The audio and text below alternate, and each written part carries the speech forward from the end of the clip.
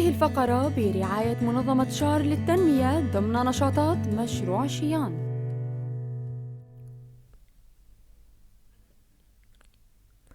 المحادثات الكردية بين أحزاب الوحدة الوطنية الكردية في سوريا والمجلس الوطني الكردي في سوريا، والتي ترعاها الولايات المتحدة الأمريكية وقائد قوات سوريا الديمقراطية مظلوم عبده، متوقفة لأسباب تكنيكية لا أكثر، وستعاود الجلسات بين الطرفين قريبا.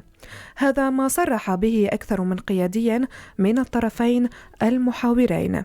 في حال عادت المحادثات، من أين ستبدأ؟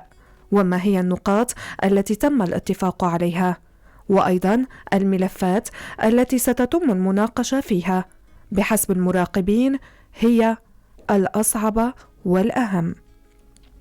هل رحيل ترامب من البيت الأبيض ودخول بايدن الرئيس الجديد هو نعمة على روجافا أم نقمة؟ وماذا بشأن التوترات الكردستانية الحاصلة مؤخرا التي ربما ستؤثر على المحادثات الكردية حسب المراقبين للشأن السياسي الكردستاني؟ مواضيع وأسئلة عديدة بشأن الحوار الكردي الجاري بين أحزاب الوحدة الوطنية الكردية في سوريا والمجلس الوطني الكردي في سوريا سأطرحها أنا شيرين سيدو على ضيفي في الاستديو السياسي البارز وسكرتير حزب اليسار الديمقراطي الكردي في سوريا صالح كدو، والسياسي والقيادي في الهيئة التنفيذية لتيار مستقبل كردستان سوريا وعضو الأمانة العامة في المجلس الوطني الكردي الأستاذ أكرم حسين. أهلا بكما ضيفي العزيزي في هذا اللقاء الخاص والذي يبث عبر راديو بوير اف ام على الموجة الإذاعية 103.5 وعلى تقنية البث المباشر من خلال صفحتنا الرسمية على الفيسبوك بوير عربي. فاصل ونعود.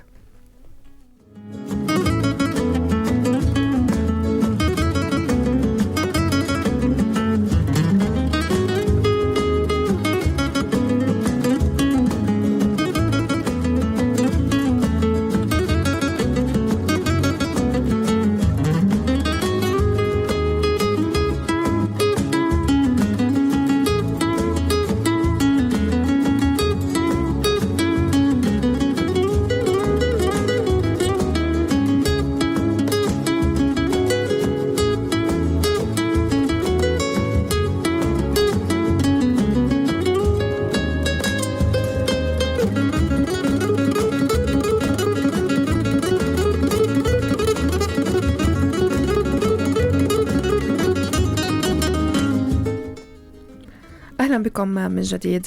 بداية أبدأ معك الأستاذ كدو، باعتبارك أحد القادة السبعة من أحزاب الوحدة الوطنية الذين تحاورون الطرف الآخر من المجلس الوطني، أسباب توقف جلسات الحوار الكردي.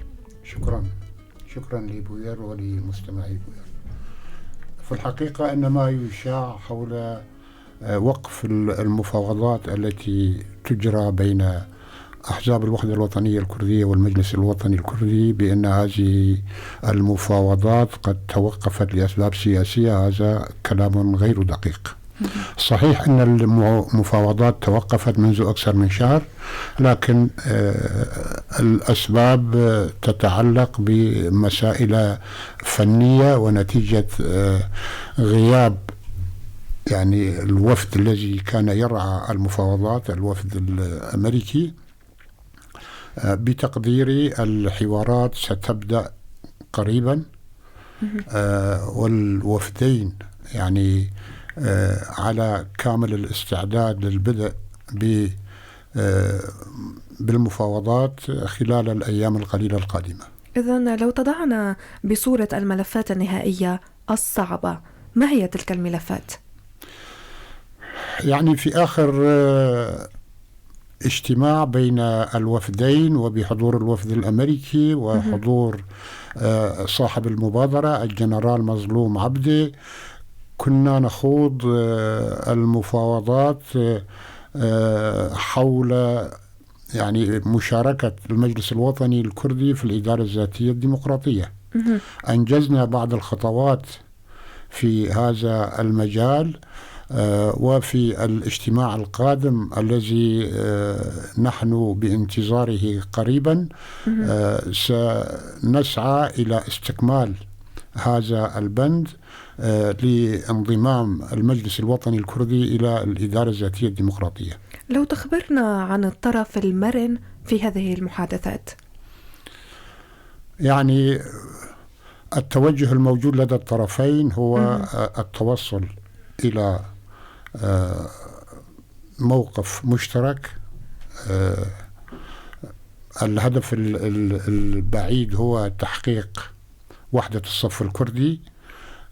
الطرفين يعني بشكل جدي يخوضون هذه المفاوضات، وأثناء استعصاء أي نقطة من جانب أي طرف يعني هناك تنازلات من جانب الطرفين بهدف التوصل إلى موقف مشترك. أعود إلى ضيفي الأستاذ أكرم حسين القيادي في المجلس الوطني الكردي وأسأل بداية، هل لكم أي تعليق على ما تحدث به السيد جدو؟ في البداية تحياتي لك ولضيفك الكريم والمستمعي بوير FM ولكل الكادر التقني الذي يعمل خلف الكواليس، ولصديقي أحمد أبو ألان تحية خاصة.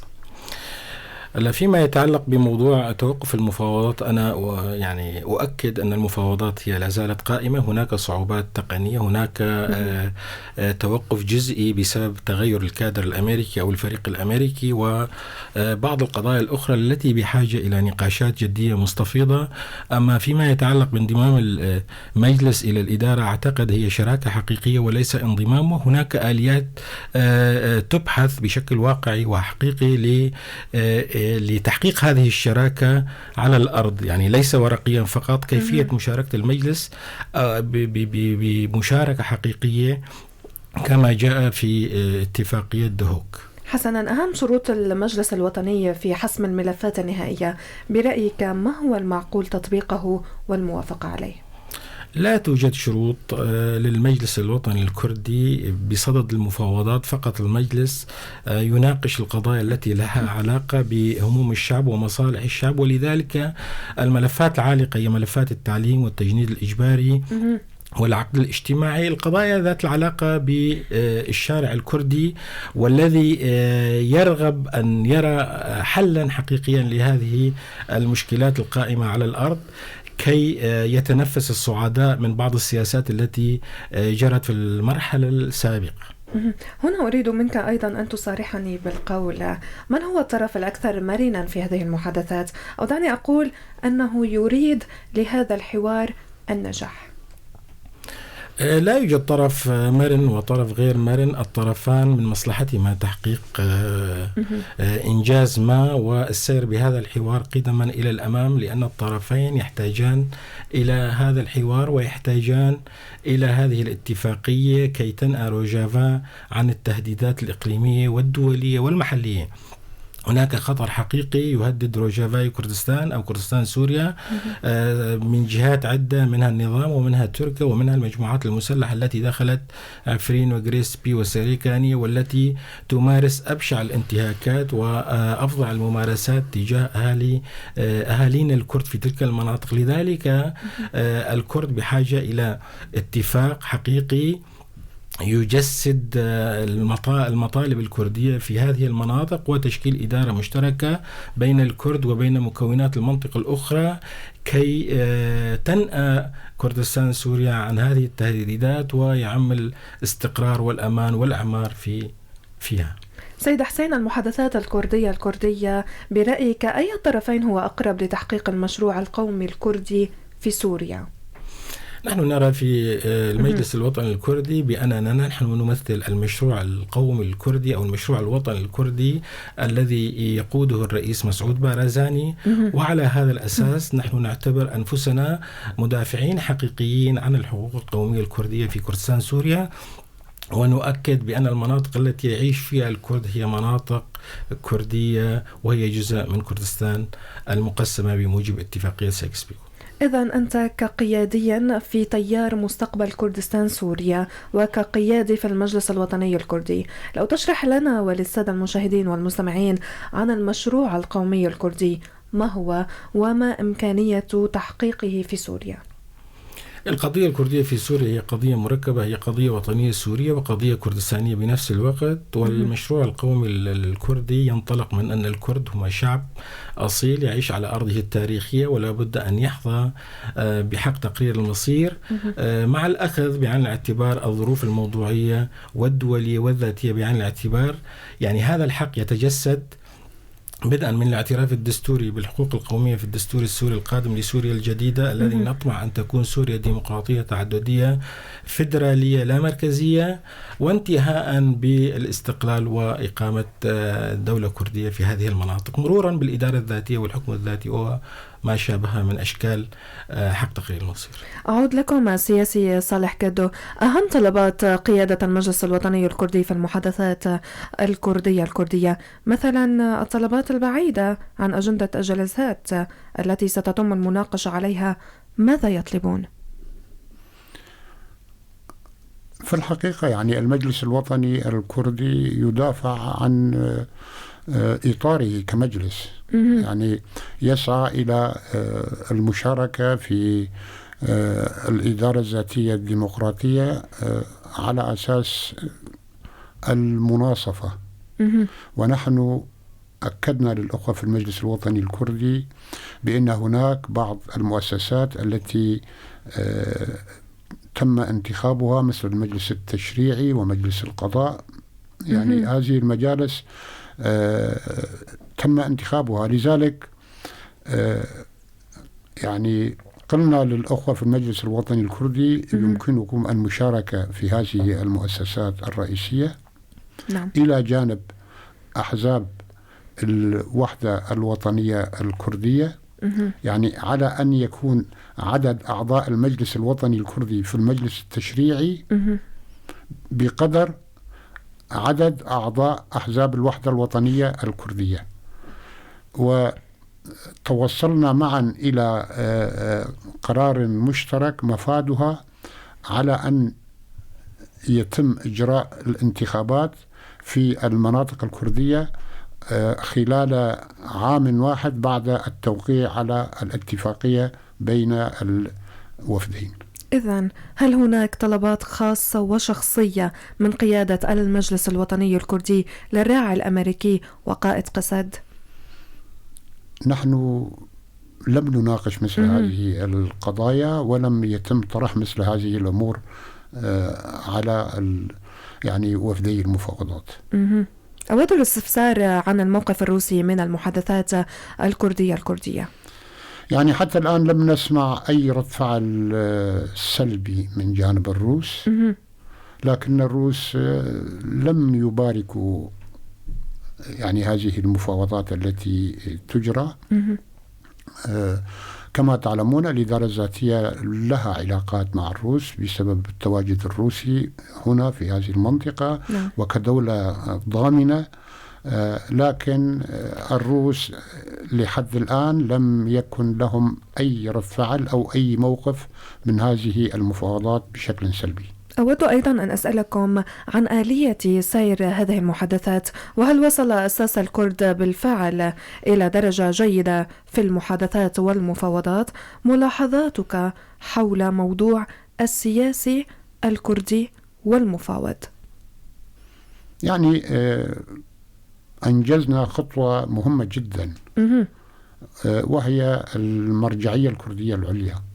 نعم. يعني المرجعية الكردية العليا تمثل العمود الفقري لهذه المفاوضات، وهي من النقاط المهمة والأساسية. أنجزنا هذه النقطة. نحن الآن نخوض المفاوضات على أن يتم إنجاز الخطوات الأخرى التي ستليها.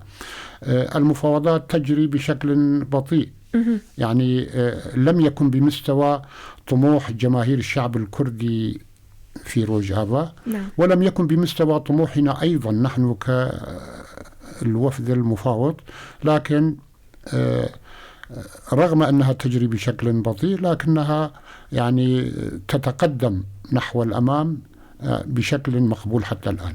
أيضا سيد كادو، لو نتطرق عن الخلافات الكردستانية الجارية الآن بين بكك وبتك ومدى تأثيرها على المحادثات الكردية في روجافا. بالتأكيد يعني لهذه الخلافات انعكاساتها السلبية جدا على روجافا وعلى سائر أجزاء كردستان، لكن روجافا بشكل خاص سيكون لهذه الخلافات القائمة بين الحزبين الرئيسيين في كردستان انعكاسات سلبية.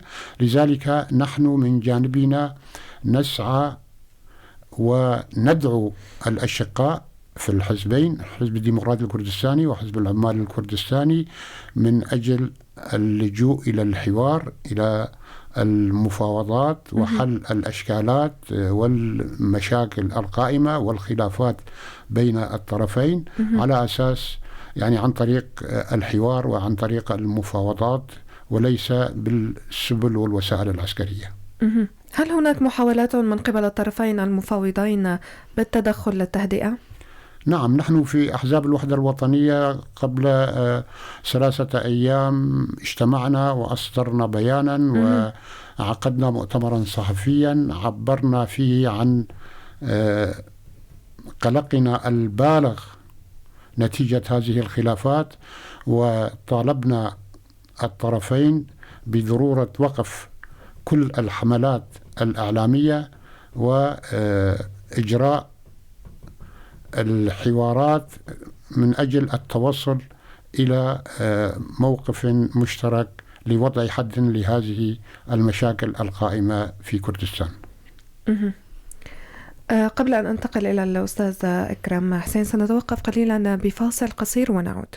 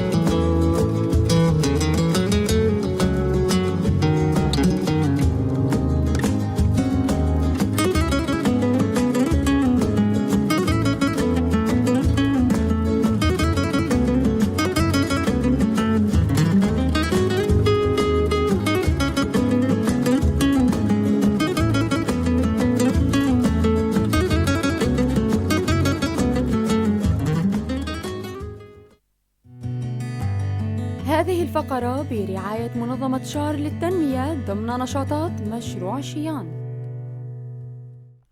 أهلا بكم من جديد. أستاذ أكرم، المجلس الوطني الكردي مؤخرا التقى مع الخارجية الروسية. موقف روسيا من الحوار الكردي وماذا طلب منكم في اللقاء الذي جرى؟ اللقاء الذي جرى مع وزير الخارجية الروسي وكان باسم جبهة السلام والحرية وليس باسم المجلس الوطني الكردي. تم التأكيد على دور هذه الجبهة في الحل السياسي القادم في سوريا، لأنه يشمل مكونات المنطقة من كرد وعرب وسريان آشوريين. من حاول الوفد أن يشرح وجهة نظر الجبهة السلام والحرية، الورقة السياسية التي تبنتها الجبهة ورؤيته لآفاق الحل السياسي في سوريا. الموضوع ليس له علاقة بالحوار الكردي ولا بالمجلس الوطني الكردي، بينما الموضوع كان يتعلق بلقاء تعريفي بجبهة السلام والحرية. إذن في موضوع الخلافات الجارية بين الحزب الديمقراطي الكردستاني وحزب العمال الكردستاني، خطورة هذه الخلافات والاحتقان الحاصل على المحادثات الكردية في روجافا.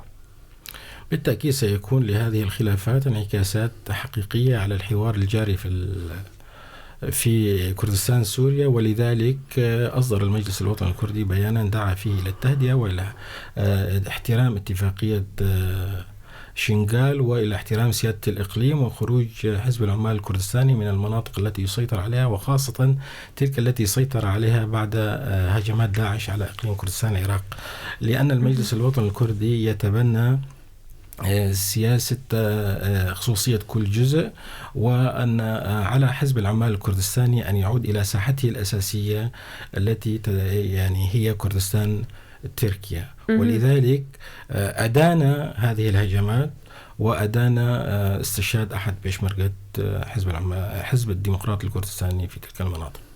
لو تدلي برأيك عن تدخل الأحزاب الكردية في روجافا عبر الوقوف إلى جانب طرف ضد طرف آخر، برأيك هل هذا شيء إيجابي وعلى ماذا سينعكس في روجافا؟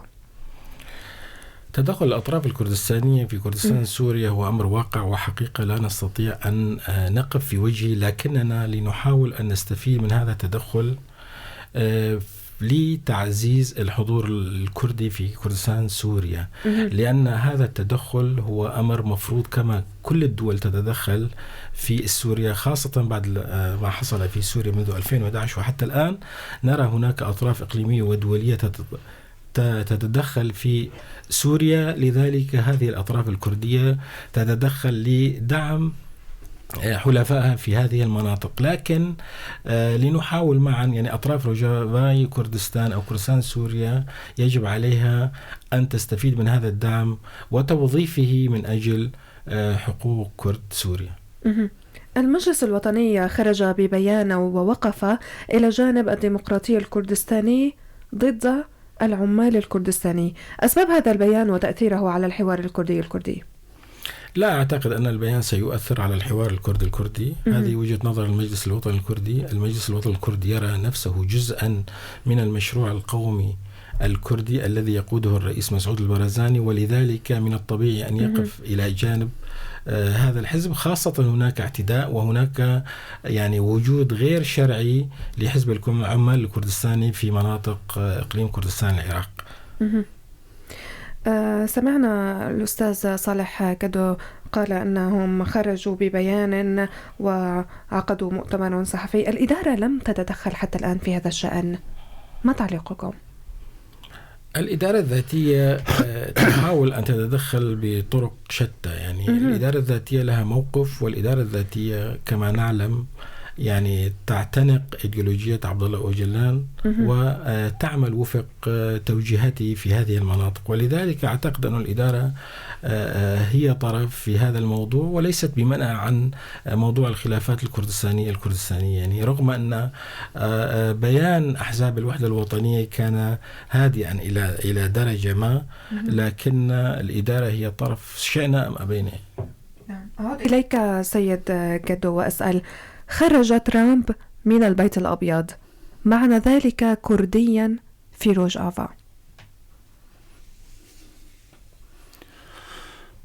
أعتقد بأن مرحلة ترامب خاصة يعني في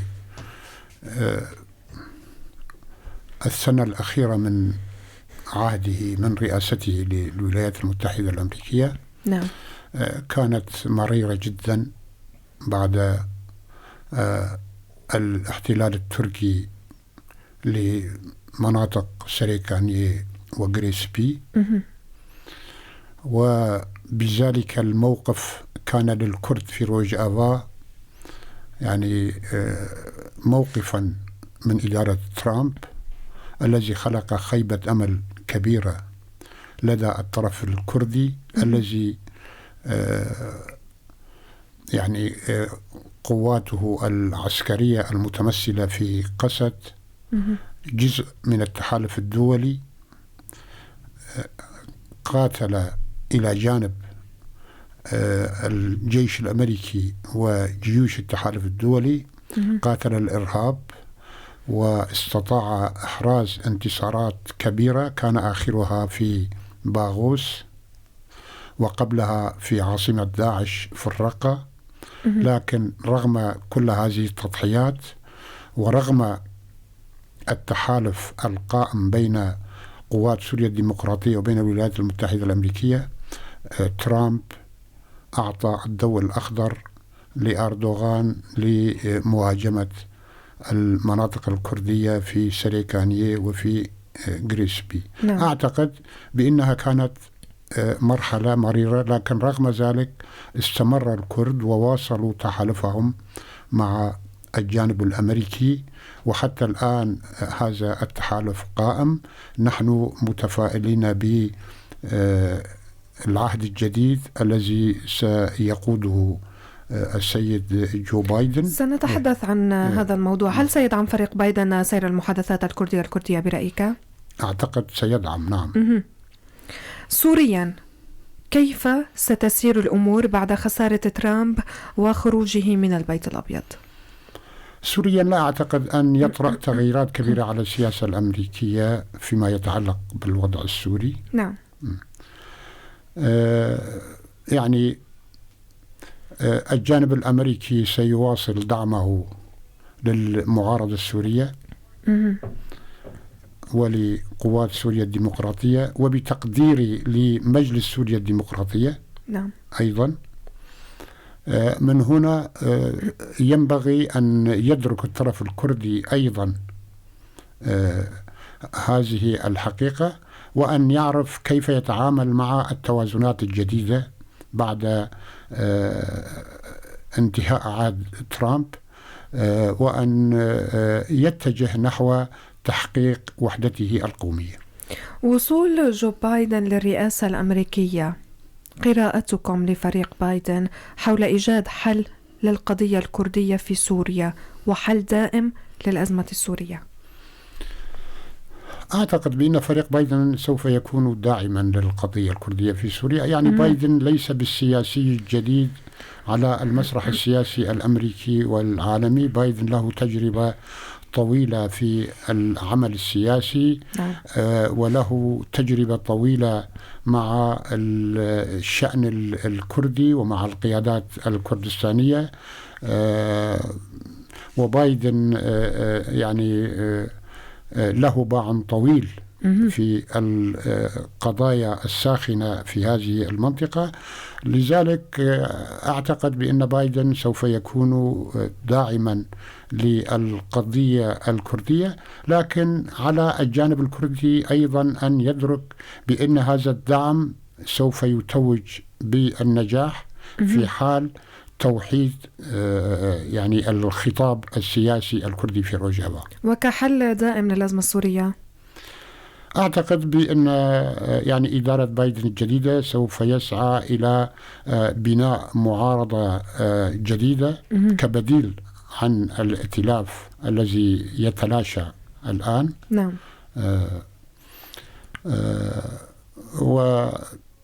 وسيكون للجانب الكردي دور كبير في هذه المعارضة. هل تعتقد بأن روجافا قبل ترامب وبعد ترامب لن تكون كما في السابق؟ أقصد الجميع يقول بأن بايدن صديق للشعب الكردي وعدو أردوغان. يعني كما تعلمون السياسة الأمريكية دائما مبنية على المصالح والمصالح المشتركة. طبعا نحن يعني أكرر وأقول بأننا متفائلون بنجاح بايدن وإدارته الجديدة، لكن علينا أن لا نراهن على يعني الخلافات القائمة أو العداوة القائمة بين بايدن وبين أردوغان بقدر ما نهتم بشأننا الداخلي ويعني تعزيز الصف القومي الكردي ليكون مؤهلا للدعم الأمريكي في المستقبل. هنا أسألك أستاذ أكرم، هل سيلجم بايدن سعي وطموح أردوغان في السيطرة على أراضي أكثر في روجافا؟ أعتقد ذلك، لأنه موقف بايدن واضح هو من أردوغان وقد وصفه بالمستبد، ولذلك أعتقد سيكون هناك تطويق للدور الأمريكي للدور التركي في سوريا. لكن العلاقات ستستمر بين تركيا وبين أمريكا، لأن أمريكا بحاجة لتركيا لأجل تطويق الدور الروسي في المنطقة، لأن الروس يتمددون في سوريا وفي أذربيجان وفي مناطق أخرى وليبيا وإلى آخره، ولذلك الأمريكان بحاجة إلى تركيا من أجل تطويق الدور الروسي في المنطقة. إضافة الأمريكان سيحاولون تفعيل حلف الناتو في المرحلة القادمة، وبالتالي قد تصحح العلاقات التركية الأمريكية، لكن كرديا أعتقد سيكون موقف جو بايدن إيجابيا من الكرد ومن القضية الكردية في سوريا، طبعا في إطار كما أشار أبو جانجو في إطار تقاطع المصالح والمشروع الأمريكي. أعتبر أن هذا هو رأيك بكيف سيتعامل بايدن مع أردوغان؟ أعتقد الموقف والسيناريو الروسي من صعود بايدن إلى سدة الرئاسة الأمريكية والتعامل معه في الملف السوري وملف شمال وشرق سوريا.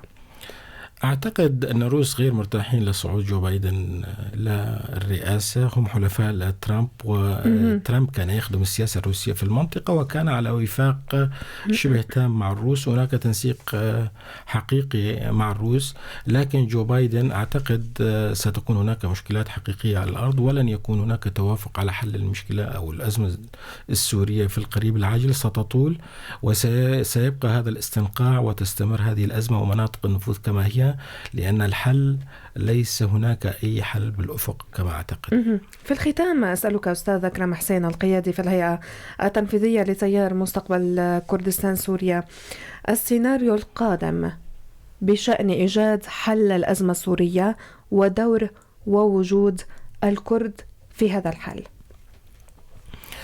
السيناريو القادم هو غير مطروح حاليا، لأن هناك عدم وجود توافق دولي حول الحل في سوريا. الحل في سوريا كما تعلمين ليس بأيدي السوريين، هو حل دولي، وهناك لا يوجد أي توافق دولي حول حل المشكلة السورية، لأن القضايا كلها ستحل سواء، يعني اعتبارا من الملف النووي الإيراني وانتهاء بموضوع الحوثيين ولبنان وإلى آخره.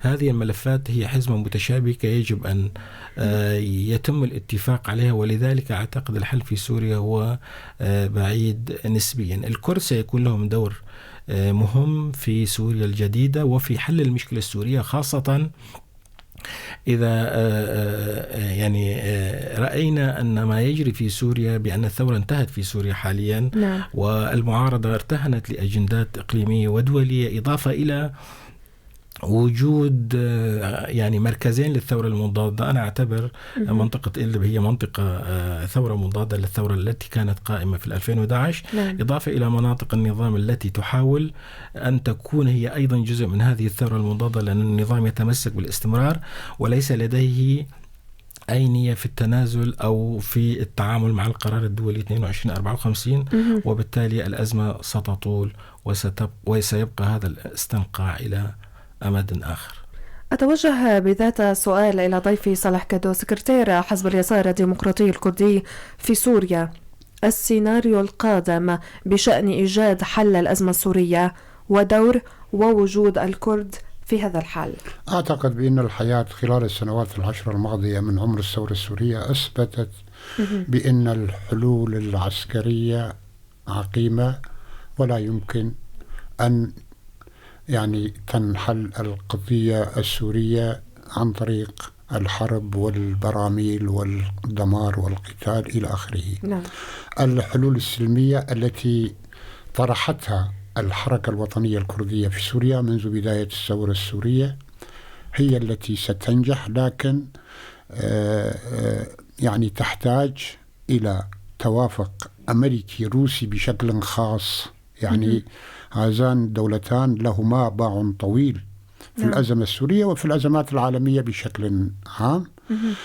النقطة الثانية، أعتقد بأن الكرد سوف يكون لهم دور كبير في سوريا المستقبل، لأنه يتوفر في الجانب الكردي الكثير والكثير، يعني الوضع العسكري، الوضع السياسي، الوضع الجغرافي، كل هذه العوامل يعني هي عوامل مساعدة ليكون للكرد دور كبير ودور بارز في رسم مستقبل سوريا. كلمة أخيرة أو رسالتكم عبر بوير FM.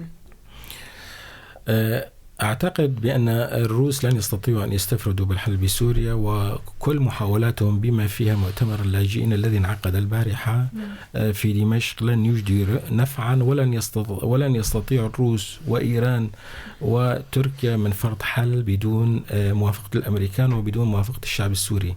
لذلك أعتقد أن الكرد كما أشار أبو جنجو سيكون لهم دور مهم، وسوريا الجديدة لن تكون سوريا مركزية، ستكون سوريا لا مركزية، اتحادية، فيدرالية، ديمقراطية، تعددية، وغير هذا الشكل لن يكتب لسوريا النجاح، ولن تبقى سوريا موحدة كما كانت. إذا أردنا أن تكون سوريا موحدة بسكانها وبأراضيها، يجب الاعتراف من الواقع القائم والانطلاق إلى صياغة شكل للدولة ولنظام الحكم يلبي رغبات وتطلعات كل السوريين بما فيهم الكرد السوريين الذين يطمحون إلى الظفر بحقوقهم القومية.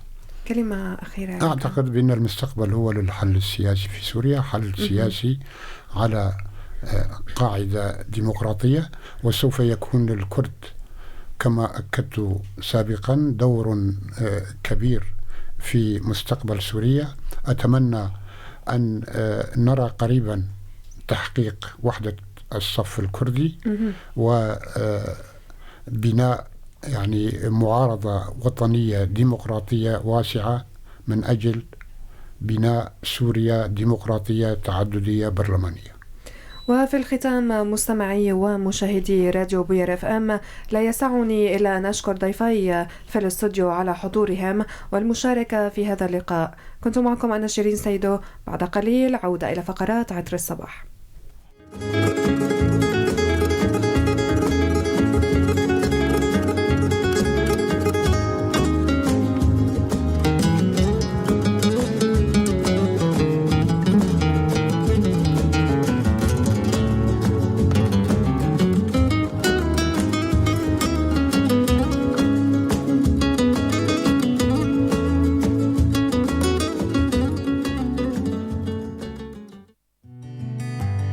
هذه الفقرة برعاية منظمة شار للتنمية ضمن نشاطات مشروع شيان.